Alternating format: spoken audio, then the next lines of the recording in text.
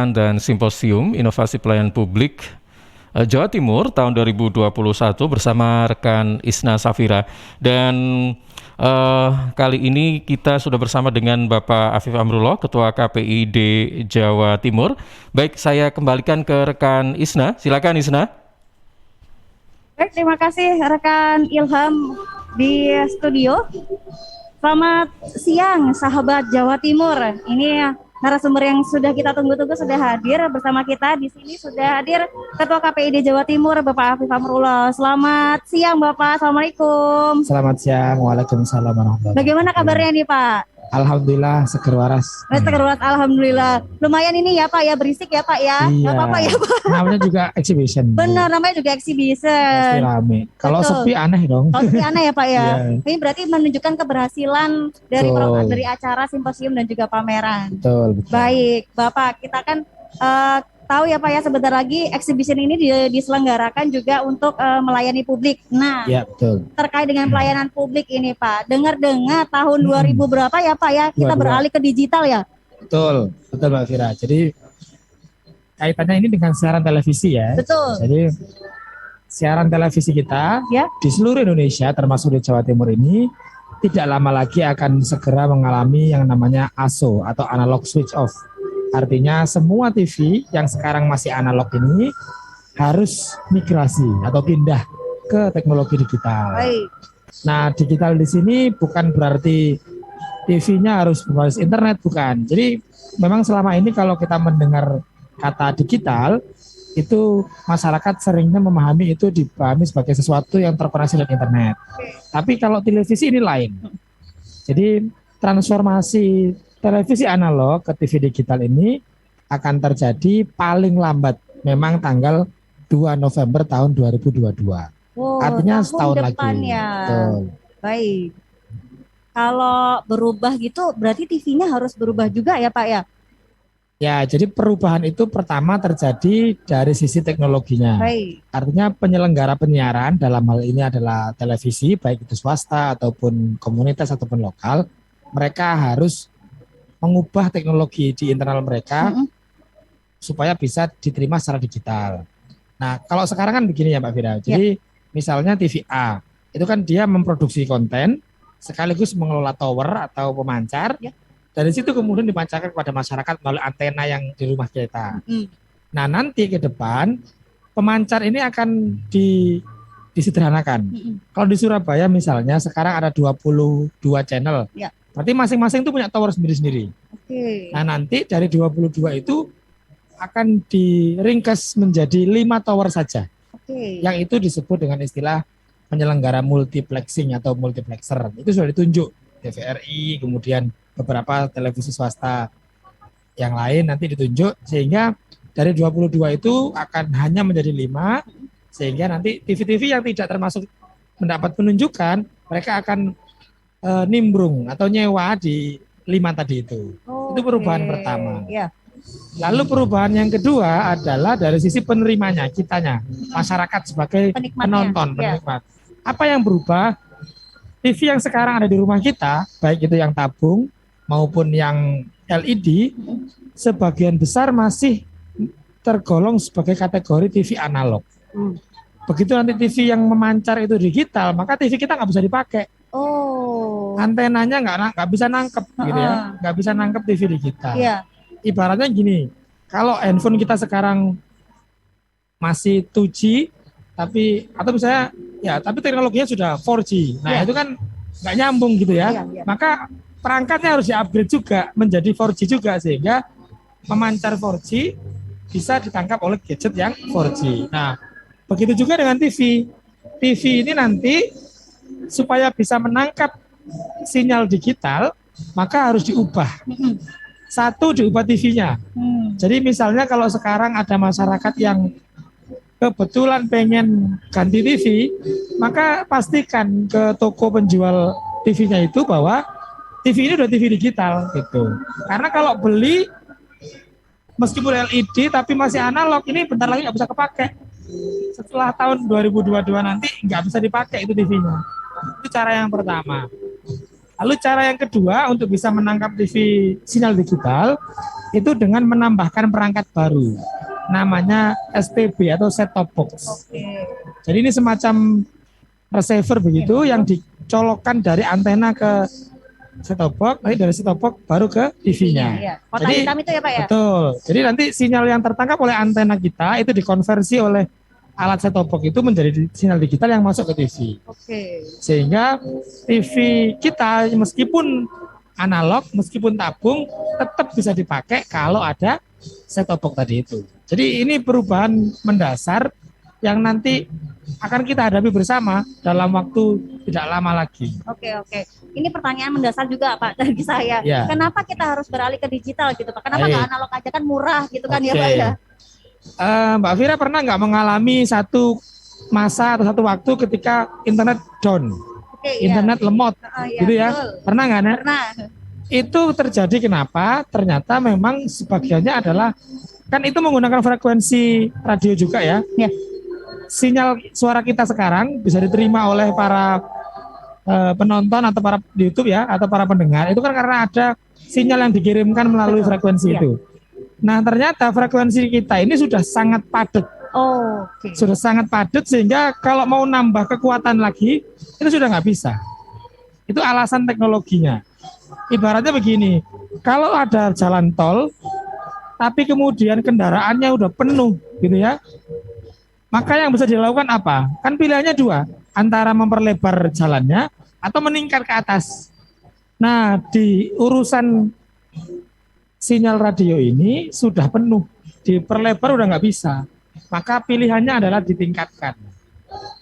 Itu yang nantinya menggunakan teknologi digital. Oke. Jadi dengan adanya migrasi TV analog ke TV digital ini nanti akan menyederhanakan atau mengefisiensi penggunaan frekuensi itu sehingga dari 22 yang tadi saya sebut nanti hanya tinggal 5. Nah, sisanya kan masih banyak yang kosong nih. Betul, iya. Nah, yang kosong itu nanti akan dimanfaatkan untuk broadband, untuk kecepatan internet. Iya. Dan sebagaimana yang kita tahu, kehidupan masyarakat kita kan sudah sangat membutuhkan yang namanya kadar internet ya. Baik itu untuk kepentingan pemerintahan, bisnis, bahkan pendidikan. Pandemi terakhir ini kan juga sudah membuat kita merasakan betul betapa internet itu menjadi satu kebutuhan yang tidak bisa ditinggalkan. Vital sekali. Nah, itu alasan secara teknologi kenapa kita harus migrasi. Kalau nggak begitu, diprediksi beberapa tahun ke depan karena HP makin lama makin banyak yang pakai, itu nanti akan stuck. Jadi sinyal yang kita pakai untuk penggunaan internet itu bisa down semuanya. Nah, karena makin lama orang makin banyak yang makin pakai HP, sementara frekuensinya tetap.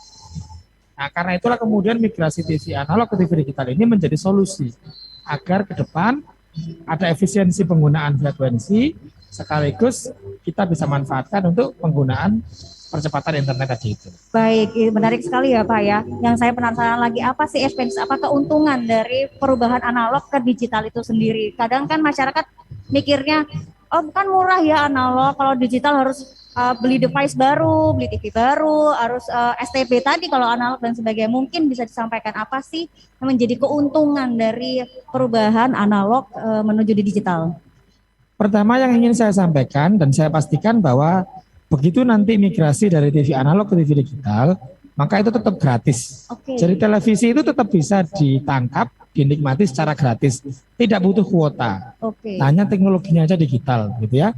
Jadi kita masih tetap pakai TV yang di rumah, antena biasa juga. Hanya kalau memang belum digital, perlu ditambahi device yang namanya set top box tadi itu. Nah, Gratis itu Pak, nanti dapat STB gratis satu-satu gitu. Pemerintah bersama industri Ya. televisi memang sudah merencanakan akan membagi set top box secara gratis. Oke. Tetapi mungkin nggak semua. Oh, Akan diprioritaskan kepada mereka yang masuk keluarga miskin. oh baik, oke. Ya, Mbak Vira kalau masih ingat dulu pernah ada migrasi dari minyak gas ke LPG. Iya, Ya kan? Kan pernah terjadi iya tuh. betul. Dan ya biasa pasti ada proses perubahan, ada pro kontra, itu kan sesuatu yang biasa. Ya. Tapi kan pemerintah tetap melakukan itu dan akhirnya sekarang sudah berjalan normal. Ya. Nah, dulu kan juga ada pembagian tabung LPG yang hijau yang Yang gratis kan. Siapa yang menerima? Mereka yang miskin. Nah, yang tidak masuk kategori masyarakat miskin ya harus beli sendiri. Set top box itu kalau ditanya berapa sih harganya? Sebenarnya harganya bervariasi mulai dari 200.000 sampai 500.000. Tapi kan itu dipakai untuk seterusnya. Kalau handphone pasti lebih mahal daripada harga itu. Nah tadi Pak Vira sempat menanyakan keuntungannya apa. Betul. Tadi saya sudah menyebut satu keuntungan secara teknologi. Iya. Ini akan dimanfaatkan untuk perluasan dan penguatan jaringan internet untuk masyarakat Indonesia. Keuntungan kedua bagi industri televisi, ini akan ada efisiensi. Kalau selama ini mereka itu memproduksi konten iya, sekaligus merawat infrastruktur juga iya. Yang tower itu loh, itu kan bikinnya juga mahal, merawatnya juga mahal. Nah, dengan adanya ini nanti mereka cukup memproduksi saja kontennya. Urusan infrastruktur akan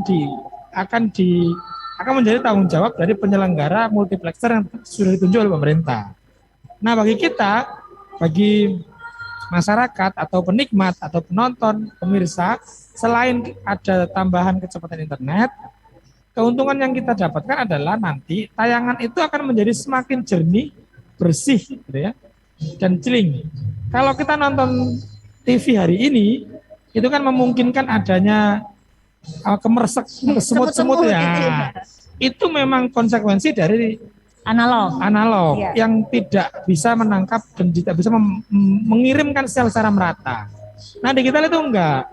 Kalau kita nonton YouTube kan enggak ada semut ya. Kalau Mulus. ada mulus. Nah, seperti itu kira-kira kualitas tayangan kita nantinya akan menjadi sangat jernih. Kalau nangkep ya nangkep, enggak ya enggak. Jadi enggak ada abu-abu di situ. Sehingga secara keuntungan ini akan menambah kualitas bagi penonton. Termasuk juga keuntungan berikutnya adalah soal wilayah layanan. Pak Fira kalau di Sidoarjo, di Surabaya mungkin nggak ngerasa, tapi bahwa sebenarnya di beberapa daerah di Jawa Timur, ada di Jember, kemudian di Banyuwangi misal, di Lumajang, itu ada daerah-daerah yang blank spot. Mereka kalau pakai antena biasa tuh nggak nangkep sinyal, karena infrastruktur pemancarnya jauh. Nah, adanya digital ini nanti sudah ditata oleh pemerintah Jawa Timur terbagi menjadi 10 wilayah layanan. Di masing-masing 10 wilayah layanan itu, atau zona begitu ya, itu sudah ada 6 penyelenggara multiplexer yang bertanggung jawab untuk mengembangkan infrastruktur. Sehingga diharapkan nanti semua wilayah di Jawa Timur itu terlayani dengan siaran-siaran televisi itu, sehingga nggak ada lagi area-area blank spot. Mereka bisa menangkap sinyal TV digital. Kalau sementara ini mereka harus berlangganan ke, ada yang pakai parabola, ada yang pakai Dari internet mungkin internet macam-macam, sehingga tentu butuh biaya lagi. Ya, betul. Nah, dengan adanya ini nanti enggak. Terus yang berikutnya nanti juga ketika kemudian dari misalkan di Surabaya tadi saya sebut ada 22 channel, diringkas menjadi 5 atau 6 pemancar, masing-masing tower atau multiplexer ini bisa menampung sekitar 8 sampai 12 channel. Jadi nanti akan dibuka peluang-peluang usaha baru untuk mendirikan televisi baru, sehingga bagi masyarakat nanti akan juga semakin banyak channel-channel yang muncul, sehingga pilihan juga makin banyak, masyarakat bisa memilih mana yang menurut mereka paling dibutuhkan dan sesuai dengan keinginan. Baik Pak, apakah sudah dilakukan sosialisasi? Mungkin kalau di kota-kota sudah ya Pak ya, terlihat nyata sekali sosialisasinya. Bagaimana dengan di pelosok desa di Jawa Timur, banyak sekali desa yang Bapak sebutkan tadi, Betul. blind spot dan lain sebagainya. Bagaimana di pelosok itu apa sudah dilakukan dan bentuk sosialisasinya Ya. seperti apa? Ya, sosialisasi memang belum maksimal ya, karena sudah dimulai tapi tentu saja belum maksimal, belum bisa merata ke semua pelosok yang ada di Jawa Timur, termasuk juga di Indonesia. Salah satu kendala tentu karena kebijakan ini memang baru diambil tahun 2020 bersamaan dengan disahkannya undang-undang tentang cipta kerja itu, mengamanatkan agar televisi bisa dilakukan secara analog dan digital, lalu dibatasi waktunya maksimal 2 November tahun 2022. Nah, itu kan juga bersamaan dengan adanya pandemi ya, sehingga pemerintah dalam hal ini Kementerian Kominfo itu belum bisa menyelenggarakan kegiatan-kegiatan yang bersifat massal. Kalau seandainya ini di era normal mungkin ada jalan sehat misalnya, ada macam-macam lah kegiatan yang bisa dilakukan untuk melakukan sosialisasi. Tapi selama ini memang sosialisasinya masih seputar dilakukan secara online, sehingga memang harus diakui belum bisa menjangkau seluruh lapisan masyarakat. Ya mudah-mudahan terus ke depan bisa dilakukan. Contoh kecil misalnya di televisi kita hari ini, kalau ada yang suka nonton sinetron, macam-macam, itu di pojok kiri atas ada boneka warnanya kuning dan biru, yang itu disebut dengan Modi atau maskot digital Indonesia. Nah, di situ ada pesan juga bahwa mengajak masyarakat agar segera bermigrasi, agar bersama-sama kita bermigrasi menyukseskan ASO ataupun migrasi dari TV analog ke TV digital ini. Berarti memang sudah ada upaya dari pemerintah untuk sosialisasi ya, baik ke kota maupun di pelosok desa. Tapi hasilnya memang belum merata gitu ya Pak ya. Mungkin yang di kota sudah cukup paham, tetapi yang di pelosok desa atau daerah terluar, daerah tertinggal itu masih belum, dan masih berupaya kan ya Pak ya. Tentu saja begitu. Untuk mencapai mereka-mereka yang berada di terluar, tertinggal dan terdalam itu tadi. Bapak, saya kembali lagi ke TV digital tadi itu Pak. Katanya begini saja Pak. Bagaimana kemudian nanti orang-orang yang awam ya tiba-tiba kehilangan sinyal gitu ya Pak. Karena nggak tahu info kan ya Pak ya. Kok nggak ada siaran TV. Nah, mereka harus kemana ini Pak? Ke toko, jangan-jangan mereka ke toko elektroniknya nanti Pak. Komplain, TV-nya baru beli kok nggak bisa nyala. Ya, bisa jadi begitu. Ketika masyarakat tidak mengetahui informasi ini, terus tiba-tiba nanti TV-nya nggak ada gambarnya gitu ya, dikira TV-nya rusak gitu ya. Padahal sebenarnya bukan TV-nya yang rusak, tapi memang pemancar televisi dari stasiun televisi yang udah berubah gitu. Nah, sebenarnya pemerintah dalam hal ini Kementerian Kominfo juga memang sudah membuka layanan-layanan informasi melalui website dan seterusnya, termasuk juga media-media sosial. Nah, masyarakat bisa berkoneksi di situ. Nanti proses ASO ini sendiri juga tidak sekaligus, Mbak Vira.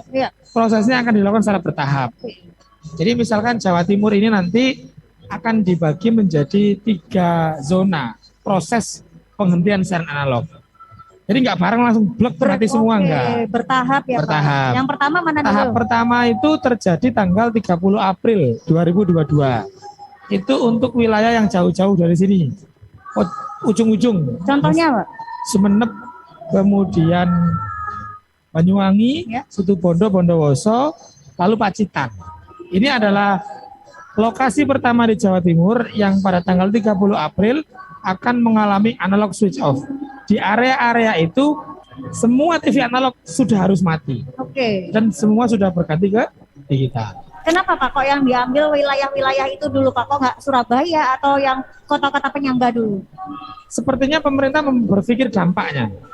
Di daerah Pacitan, Banyuwangi, Situbondo, Sumeneb itu kan pertama penduduknya nggak terlalu banyak. Jumlah lembaga penyiaran atau TV-nya juga nggak terlalu banyak, sehingga bisa diharapkan bisa smooth gitu ya. Ini nanti juga bersamaan dengan beberapa provinsi lain, ada yang terutama yang di luar, yang terluar di misalkan Kepulauan Riau, Aceh, terus beberapa daerah di Kalimantan itu akan menjadi wilayah pertama berbarengan dengan Banyuwangi sama Sumeneb tadi itu. Kemudian yang kedua Pak? Nah, yang kedua itu terjadi pada tanggal 25 Agustus 2022. Itu untuk wilayah kita nih, Surabaya Greater. Surabaya, Pasuruan, Sidoarjo, Gresik, Bangkalan, Mojokerto, kemudian Jombang, Lamongan. Ini akan menjadi wilayah kedua yang akan mengalami ASO atau analog switch off pada tanggal 25 Agustus 2022. Jaraknya berarti April, Mei, Juli, Agustus, 5 bulan. Ya? Nanti kemungkinan ketika sudah ada analog switch off di daerah-daerah itu, mungkin pemberitaan akan makin ramai. Masyarakat juga makin memperbincangkan itu, mati. Diharapkan itu juga nanti akan merembet ke beberapa area lain. Oh, ternyata nanti kita juga harus sudah siap-siap. Jadi itulah kenapa, itu juga alasan kenapa dilakukan secara bertahap. Sehingga apa yang terjadi di Sumeneb, di Pacitan, di Banyuwangi, infonya nanti akan meluas begitu ya ke beberapa kabupaten lain. Apalagi sekarang sudah ada media sosial, sehingga info-info seperti itu akan mudah untuk kemudian diterima juga oleh masyarakat di kabupaten-kabupaten lain.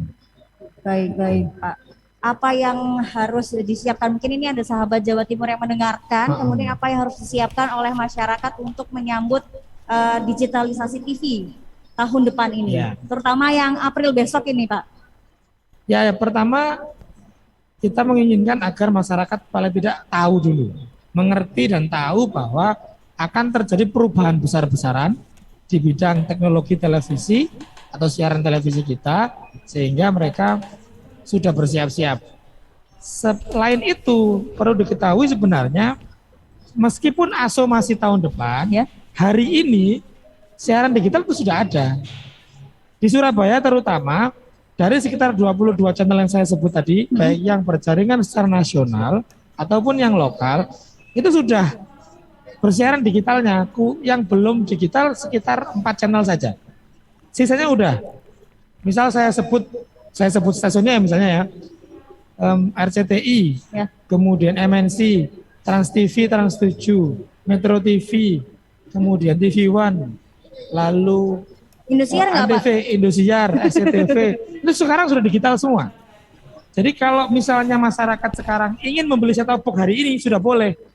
Silakan ditancapkan di televisi masing-masing, akan bisa merasakan betapa kualitasnya sangat berbeda dan lebih baik.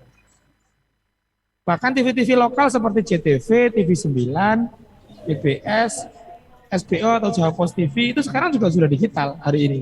Sehingga tidak perlu nunggu nanti sebenarnya. Baik, Pak, kita akan tersambung ke studio ya, Pak, karena ada pertanyaan dari studio. Rekan Ilham. Iya, Isna, rekan Isna, ini ada 3 pertanyaan ya untuk Bapak Afif Amrullah ya. Yang pertama ini dari Pak Setia yang ada di Candi. Apa yang dimaksud dengan STB atau set top box? Bagaimana cara mendapatkannya dan harganya berapa? Kemudian apakah dengan memakai set top box ini bisa dijamin bahwa tayangannya itu bisa terlihat jernih begitu. Kemudian pertanyaan yang kedua dari Cindy yang ada di Waru, bagaimana cara mengecek wilayah yang mendapat sinyal TV digital? Kemudian Mas Ilham, ya. boleh satu-satu nggak? Nanti saya lupa. Oh iya. 2 dulu ya Pak Afif ya. Satu dulu. Satu-satu dulu boleh. Ya silakan. Baik, yang dari Candi tadi pertanyaannya. Nanti kalau disebut tiga-tiganya saya lupa. Baik, apa yang dimaksud dengan STB? Jadi STB itu adalah kepanjangan dari set top box. Ini adalah sebuah perangkat bentuknya kotak begitu, seperti receiver atau decoder kalau bahasa kita dulu, yang fungsinya dia ini mengkonversi sinyal digital yang ditangkap oleh antena biasa kita, dikonversi oleh alat ini masuk ke TV kita menjadi digital. Nah, kalau pengen dapat di beberapa toko elektronik sudah tersedia.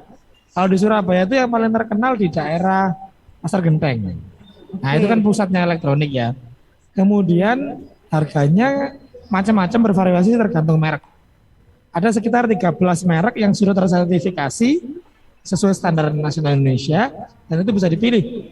Mulai dari 200.000 sampai 500.000. Itu semua silakan dicari di toko-toko elektronik hari ini. Atau kalau misalnya kebetulan sekalian pengen beli TV baru juga boleh.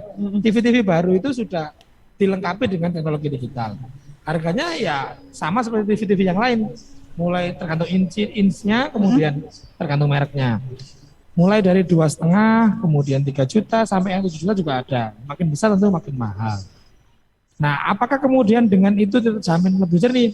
Kalau memang di daerah kita sudah ada sinyal yang atau sudah ada televisi yang memancar digitalnya, maka bisa dipastikan masih jernih. Kalau di Candi saya pikir sudah nangkep, karena towernya kan di Surabaya, yang multiplexer tadi itu, sehingga mereka nanti akan bisa menangkap beberapa TV secara sangat jernih. Dan sudah saya praktekkan di rumah maupun di kantor saya sudah, di kantor KPID maksud kami sudah ada set-top box yang kami pasangkan dan memang sangat berbeda kualitasnya, benar-benar jernih, baik dari sisi suaranya, gambarnya, dan juga yang lainnya. Jadi itu jawaban untuk yang dari Candi tadi. Apa ini Pak? Tadi saya menyambung pertanyaan nomor 1 ya Pak, yang terkait untuk yang STB gratis tadi, diprioritaskan ya? Apa nanti dihubungi langsung? Apa mendaftar ke RT, RW atau seperti kayak gas itu kan daftar dulu kan ya Pak ya? Di data baru kemudian dibagikan. Apakah prosesnya akan sama?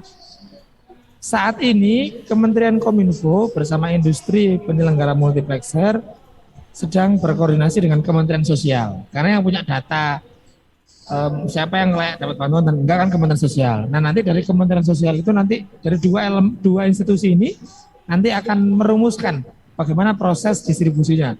Yang jelas sampai hari ini memang belum diatur secara detail bagaimana prosesnya. Kita masih menunggu untuk mendapatkan informasi itu. Baik, begitu ya rekan Ilham tadi. TV adalah box, kemudian harganya sudah disampaikan ada bervariatif dan tempatnya di Genteng. Kalau di Surabaya nih rekan Ya, Ilham. kalau di Sidoarjo mungkin Mas Ilham lebih tahu. Nah, Gimana Mas? Bisa aja ini Pak Afif ya. Yang Sidoarjo ini beli di Genteng loh juga ya. Atau gimana kalau Mas Ilham jualan aja? Boleh, boleh. Kita buka stand di sini ya.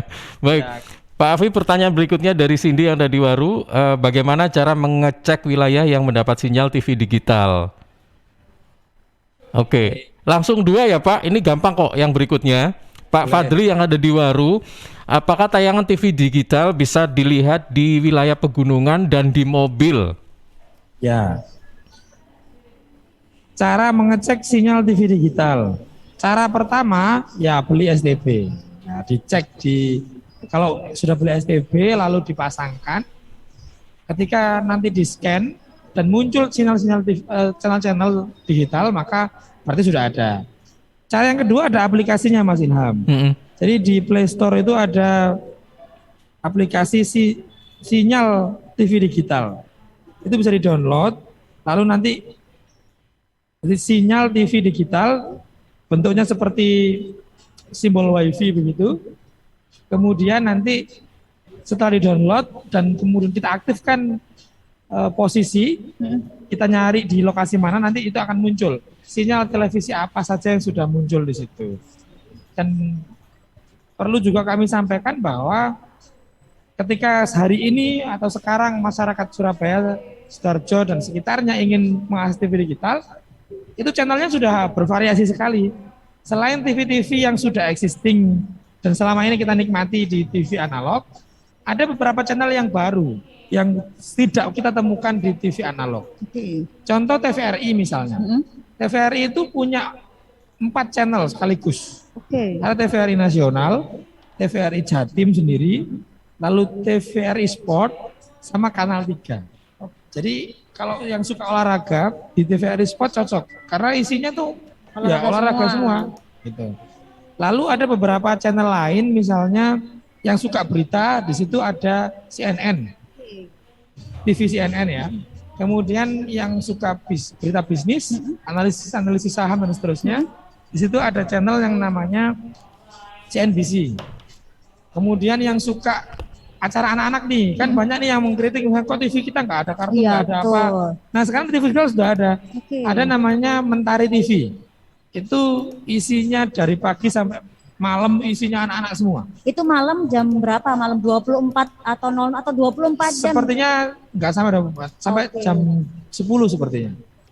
Itu isinya anak-anak semua, sehingga kalau misalnya kita mengajak anak-anak untuk mengakses tayangan yang ramah anak, salah satunya bisa melalui televisi tersebut. Kemudian ada beberapa yang suka tayangan-tayangan yang berwawasan perempuan begitu ya, itu juga ada Magna Channel, itu juga baru. Nah itu semua sekarang sudah ada di TV digital, tapi belum tidak yang selamanya tidak bisa kita nikmati dari TV analog. Terus tadi yang terakhir apa ya? Yang ketiga itu pertanyaannya, tayangan TV digital apakah bisa dilihat dari pegunungan atau mobil? Kalau di mobil, selagi mobil itu berada di lokasi yang sudah tayang, sudah on digitalnya, maka bisa. Dan justru kalau hari ini kita nonton TV di mobil pakai antena biasa, itu kan begitu sangat rentan ya, fluktuatif, kadang terang, kadang enggak. Tergantung powernya. Nah, kalau nanti sudah digital, itu sekarang akan menjadi lebih celing. Jadi mobilnya ngosek kanan kiri nggak ada masalah. Itu kalau di mobil ya Pak, ya maaf saya potong. Apakah membutuhkan alat juga atau hanya kuota internet atau cukup dengan antena? TV digital ini sekali lagi nggak pakai internet. Oke. Jadi kalau di mobil itu sudah dipasang Device-nya. device TV-nya yang di dalamnya sudah ada digitalnya Iya. dan ada antenanya, maka sudah bisa. Oke. Tapi kalau TV yang dipasang itu televisi yang masih analog, tentu butuh STB tadi itu. Jadi Baik. tergantung device yang ditanamkan di kursi biasanya atau di langit-langit mobil itu sudah digital atau belum. Iya. Kalau sudah maka bisa diakses, lalu kondisi sinyalnya ataupun gambarnya sangat dimungkinkan akan lebih jernih dan stabil, ya. Kemudian kalau di gunung, sekali lagi tergantung tadi lokasinya di mana, kemudian apakah di daerah itu sudah on atau belum. Memang hari ini belum merata di Jawa Timur. Kalau kita ke gunung misalkan di Bromo gitu ya mungkin belum ketangkep ya. Tapi kalau gunungnya misalkan di Malang yang di daerah Batu gitu, insya Allah sudah. Karena di Malang sendiri beberapa sinyal TV digital sudah on. Memang belum semua, tapi sudah lumayan banyak juga yang on dan bertahap terus akan dilakukan sampai nanti menjelang 2 November tahun 2022. Baik Pak, sebelum kita beralih ke studio, rekan Ilham, apakah ada pertanyaan lagi? Ya, sebenarnya ada pertanyaan ini. Mungkin kita jeda dulu, Isna ya. Oke. Kita jeda dulu, nanti kita lanjutkan kembali ya. Baik. Masih bersama dengan Bapak Afif Amrullah. Baik, ya sahabat Jawa Timur, nanti kita akan lanjutkan perbincangan kita bersama dengan Ketua KPID Jatim dengan Bapak Afif Amrullah setelah beberapa spot berikut ini. Tetap bersama kami.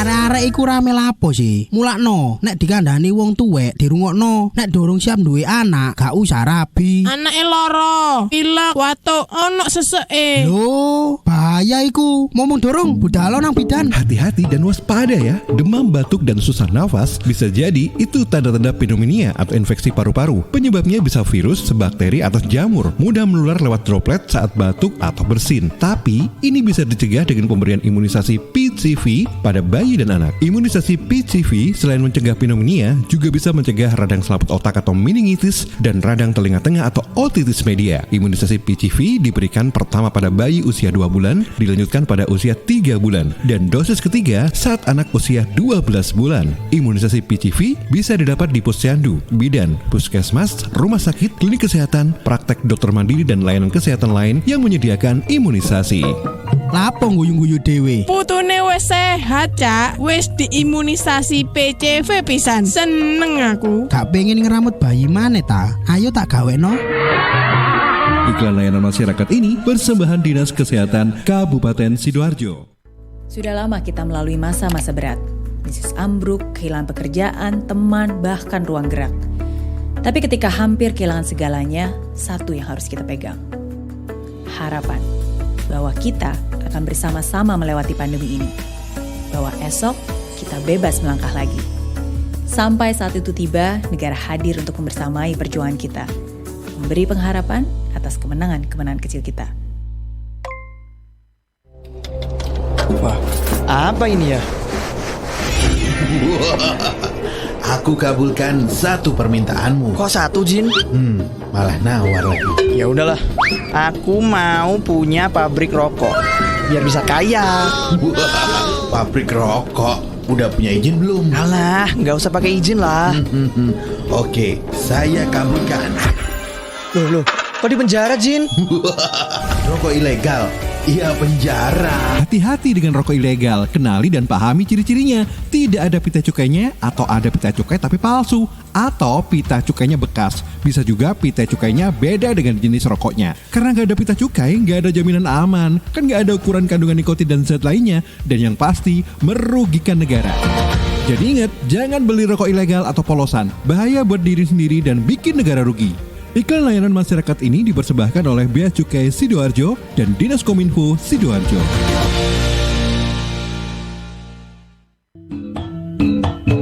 Cak, Opo ae sih kok bengak-bengok jaluk ta?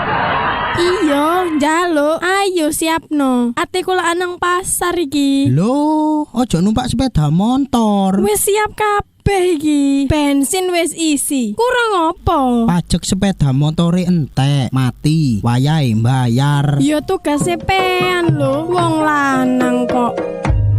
Ayo undang bayar pajak kendaraan, mumpung ada pemutihan dan insentif pajak mulai 9 September sampai 9 Desember. Bebas denda PKB dan BBNKB, bebas BBN2 dan seterusnya. Untuk roda 4 atau lebih ada diskon 10%. Untuk roda 2 dan 3 diskonnya 20%. Ada juga hadiah 30 juta. Pengundian tabungan umroh tahap kedua. Guyang guyu oleh arisan ta. Wis bayar pajak iki. Gampang gak kena denda, ono pemutihan. Kok iso? Masih telat gak ono denda. Hah? Sopo telat? Awakmu. Kapan gawene saiki wis telat? Ajur.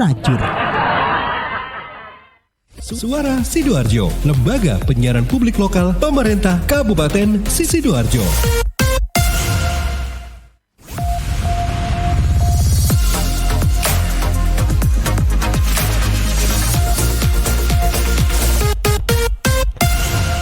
Iya, sahabat, kita kembali ke Exhibition Hall Grand City Surabaya. Masih ada rekan Isna Safira dari Suara Sidoarjo di program Talkshow bersama dengan Bapak Afif Amrullah selaku Ketua KPID Provinsi Jawa Timur. Dan sekali lagi program ini disiarkan secara serentak di beberapa LPPLA di Jawa Timur ya pada sore hari ini. Dan kita masih menyoal tentang menuju era digital. Baik Isna, ini ada 2 pertanyaan lagi. Yap. Sebentar, saya bacakan ya. Baik, ini dari Pak Rahman ya, yang ada di Waru ya, menanyakan antena saya sudah digital, apa perlu pakai STB? Dijawab dulu ya rekan Ilham sama boleh. Pak Afifnya ya. Silakan. Ya, Pak Afif, tadi pertanyaannya antena saya sudah digital, apa perlu pakai STB kalau sudah digital antenanya? Ya. Jadi sebenarnya yang berubah itu bukan antenanya. Oke. Yang berubah itu televisinya, Mas Ilham. Jadi nanti kalau kemudian antenanya saja yang digital, tapi TV-nya belum, sepertinya kok belum bisa. Oke. Belum bisa menangkap sinyal digital.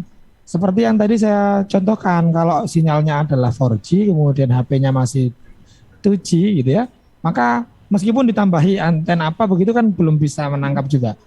Karena antena itu belum bisa berfungsi sebagai konverter dari digital dari analog, sinyal digital ke device yang masih analog. Sehingga sepertinya masih perlu ditambahkan STB. Atau kalau ingin memastikan silakan dicoba aja. Pak Rahman yang ada di Waru, coba di scan di aplikasinya di TV-nya. Jadi dari pakai remote kan kita bisa scan mencari sinyal dari masing-masing stasiun TV. Nah baru kemudian nanti muncul apa enggak kira-kira TV digitalnya. Kalau sudah ada CNN, sudah ada CNBC, ada Magna Channel, ada BNTV misalnya, ada TVRI Sport, berarti sudah ada di digital. Tapi kalau belum ada channel-channel itu di Surabaya, maka berarti belum digital, masih analog. Sehingga masih membutuhkan tambahan STB atau set-top box tadi itu. Berarti ciri khas TV analog yang sudah berubah bisa dilihat melalui apakah sudah muncul beberapa channel tadi itu ya Pak ya? CNN, TVRI Sport, kemudian ada CNBC, Magna Channel, Mentari TV tadi Mentari itu. TV atau dan lain sebagainya. Betul, karena channel itu atau stasiun TV itu hanya tayang di digital. Tidak tayang di analog. Tapi kalau TV-TV lain seperti TVRI Nasional sendiri, itu dia sekarang istilahnya simulcast, dia siaran analog digital juga iya. Jadi makanya bisa ditangkap di dua-duanya. Tapi kalau yang tadi saya sebut di awal, yang kayak Mentari dan seterusnya itu memang hanya ada di TV digital. Digital berarti Pak Rahman sepertinya dicek dulu kalau sudah ada channel-channel tadi berarti sudah digital ya. Tapi kalau belum ya artinya harus pilihannya beli TV baru atau beli STB ya. Begitu rekan Ilham. Apakah baik. ada pertanyaan lagi? Satu pertanyaan lagi dari Pak Muklis yang ada di Sukodono ya, menanyakan bagaimana pemasangan untuk STB, apakah bisa dipasang sendiri atau perlu teknisi? Monggo Pak. Sangat mudah memasangnya sebenarnya. Jadi insya Allah setiap orang bisa lah memasang itu. Hanya caranya cuman dari anten, biasanya kan ada kabel Ya. yang biasanya kita colokin langsung ke TV. Iya. Nah, kabel itu kita colokin dulu ke STB. STB-nya. Nanti dari STB juga ada kabel lagi yang di situ kita colokin ke TV-nya. Oh, kabel HDMI itu ya Pak mungkin ya? Tergantung STB-nya, ada yang HDMI, ada yang VGA. masih yang lubang anten itu. Oh, yang bunder itu. Yang bunder itu. Nah, jadi nanti ada macam-macam. Kalau memang HDMI ya tentu kita masukin ke tempatnya. Kalau memang yang bunder yang anten itu berarti yang bunder. Jadi hanya tinggal nyambungin aja dari anten ke STB dan STB ke TV. Berarti aja. tidak ada teknisi khusus ya Pak ya? Nggak ada. Semuanya mandiri. Nah, nanti dari situ kalau sudah terpasang STB-nya baru kita gunakan remote Ya. untuk mencari sinyal. Biasanya ada di pengaturan, lalu ada sinyal, masing-masing TV tentu beda ya mereknya ya. Sehingga dari remote ketika kita cari channel pada awal seperti kita baru pertama kali beli TV ya di situ sama. Nanti akan muncul secara otomatis setelah di-scan itu istilahnya. Oke, begitu sahabat Jawa Timur dan juga rekan Ilham. Jadi tidak ada teknisi khusus ya. Mungkin nanti ada teknisi khusus kalau sudah ada sosialisasi mungkin ya Pak, atau pembagian Ya, STB gratis mungkin seperti dipasangkan itu. ya karena banyak yang belum tahu. Mungkin teknisinya dibutuhkan untuk masang antennya Mas Ilham. Oh iya. Karena kalau sudah sepuh masang anten di atas itu kan nggak bisa. Menek-menek itu. Menek-menek ya. Betul itu. Iya. Bagaimana rekan Ilham, apa masih ada pertanyaan? Pertanyaan udah habis. Ini saya kembalikan ke Isna, silakan. Terima kasih rekan Ilham Dianta di Studio Suara Sidoarjo, sahabat Jawa Timur ya. Kita masih di menit-menit terakhir ini. Saya akan bertanya pertanyaan-pertanyaan yang mungkin juga sahabat itu penasaran. Dengan munculnya digital ini otomatis akan muncul TV-TV baru. Betul. Ya. Apakah sudah ada screening dari TV-TV tersebut untuk muncul? Khawatirnya gitu kan ya. Sama seperti YouTube, tidak ada filternya, tidak ada apa. Akhirnya tidak ada yang membedakan antara YouTube dan juga TV digital ini. Jadi memang berbeda Mbak Isna antara televisi dengan YouTube. Yap. Kalau YouTube itu kan sifatnya personal. Semua orang bisa bikin asal punya akun email gitu ya. Betul. Kalau televisi itu di dalam ada undang-undang yang tersendiri yang kita sebut dengan undang-undang penyiaran. Di situ memberikan amanat bahwa yang boleh bersiaran sebagai televisi itu adalah lembaga penyiaran. Ya. Personal tidak boleh. Oke. Harus lembaga penyiaran. Ya. Apakah itu lembaga penyiaran publik seperti TVRI atau lembaga publik lokal? Bisa juga lembaga penyiaran yang swasta yang memang orientasinya bisnis atau lembaga penyiaran komunitas. Jadi hanya ini yang boleh, yang lain nggak boleh. Nah itu kemudian untuk punya hak bisa mancar di masing-masing multiplexer tadi atau pemancar itu mereka sudah harus mengantongi yang namanya IPP, izin penyelenggaraan penyiaran dari mana? Dari Kementerian Kominfo Republik Indonesia. Jadi proses perizinannya memang ada di situ sehingga tidak sembarang orang langsung mancar begitu. Asal punya alat langsung on nggak bisa. Jadi mereka harus mengurus izin dulu sesuai dengan ketentuan yang berlaku di undang-undang penyiaran atau turunannya, peraturan pemerintah dan lain-lain, baru kemudian mereka bisa mancar. Termasuk juga pengawasannya. Kami Komisi Penyiaran Indonesia Daerah atau KPID ini kan lembaga yang memang diamanatkan oleh Undang-Undang Penyiaran untuk diadakan, dibentuk, gunanya apa? Untuk melakukan pengawasan terhadap siaran-siaran televisi tadi itu. Sehingga kita bisa lihat siaran di televisi itu nggak ada pornografi, nggak ada porno aksi, tidak ada unsur-unsur yang kemudian kekerasan yang eksploitatif begitu. Semua karena memang standarnya ada dan diawasi. Berbeda dengan YouTube ataupun Facebook dan sebagainya. Karena mereka kan personal, siapapun bisa bikin. Sementara kalau TV atau siaran televisi itu ada perizinannya dan ada pengawasannya. Nah kami di KPID memang punya tugas untuk mengawasi itu. Kalau ada TV yang kemudian dalam melanggar ketentuan di bidang penyiaran, misalkan mengandung unsur kekerasan, mengandung unsur penghinaan, fitnah dan seterusnya, hoax dan seterusnya, maka tugas kami untuk memberikan sanksi kepada mereka. Termasuk masyarakat juga begitu. Boleh sebenarnya mereka ini ikut memberikan masukan ketika ada televisi ataupun radio termasuk yang dinilai mengandung unsur-unsur yang melanggar norma, tidak sopan dan seterusnya. Tentu memberikan masukannya kepada KPID. Jadi komplain dan lain sebagainya bisa disampaikan langsung ke KPID ya? Betul. Media sosialnya KPID apa on terus Pak? On terus tentu saja. Menerima segala jenis. Kami sudah membuka berbagai macam layanan pengaduan ya, atau terutama laporan sehingga masyarakat bisa. Kalau di Instagram bisa dicek di KPID Jatim, @KPID Jatim. Kalau di website ada kpidjatim.id. Itu silakan dimanfaatkan oleh masyarakat untuk menyampaikan masukan-masukan. Baik Pak, ini terakhir sebelum kita ke closing ini Pak. Otomatis ketika berubah dari analog ke digital akan banyak sekali perubahan, terutama di sektor tenaga kerja. Apakah nanti ini akan menggusur tenaga kerja? Analog kan banyak ya Pak ya, yang ketika digital karena sifatnya sudah digital ya. Khawatirnya lapangan kerja justru semakin sempit karena disrupsi kan banyak dikerjakan oleh komputer dan robot. Bagaimana ini Pak terkait dengan? Memang saya melihat ada dua kemungkinan. Kemungkinan pertama memang tadi itu konsekuensi dari efisiensi teknologi itu kemudian memang menggantikan gitu ya, menggantikan peran-peran kita sebagai tenaga kerja digantikan oleh alat-alat yang lebih canggih begitu ya. Itu konsekuensi pertama. Tapi yang kedua, dengan munculnya atau adanya peluang untuk kemudian membuka channel-channel TV baru, tentu saja kan nanti harus ada orangnya kan begitu ya. Kita tahu bahwa TV apapun teknologinya itu kan tidak kemudian bisa 100% otomatis. Tidak bisa nyala sendiri, pasti ada yang menyalakan. Nah, kemudian belum nanti talent-talent yang terlibat di dalamnya sebagai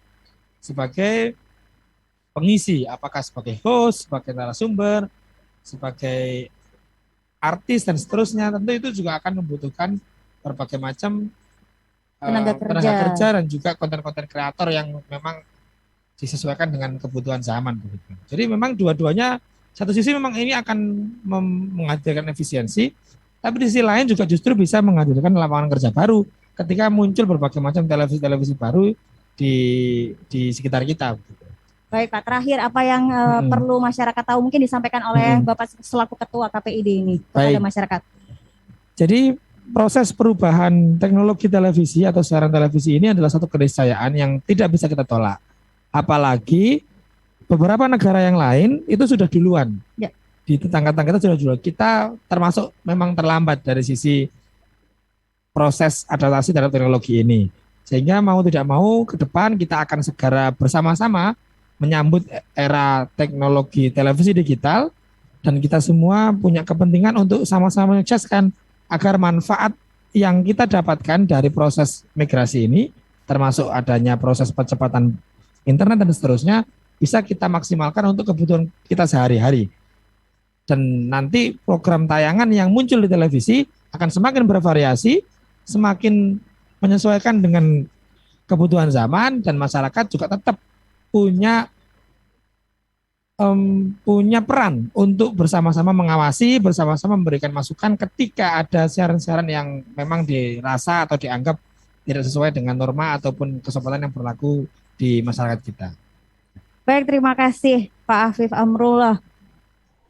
Baik sahabat Jawa Timur, apa yang disampaikan oleh Pak Afif Amrullah tadi menutup talk show kita hari ini ya, dengan topik menuju era digital dengan Ketua KPID Jawa Timur.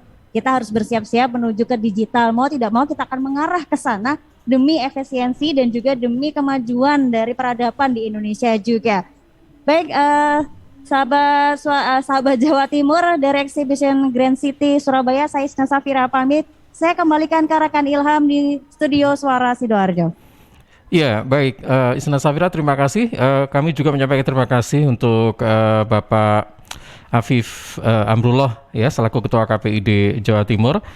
Dan sahabat Jawa Timur, ya baru saja kita simak perbincangan Isna Safira, rekan Isna Safira dengan Ketua KPID Jawa Timur Bapak Afif Amrullah terkait dengan menuju era digital ya pada sore hari ini live dari Exhibition Hall Grand City Surabaya.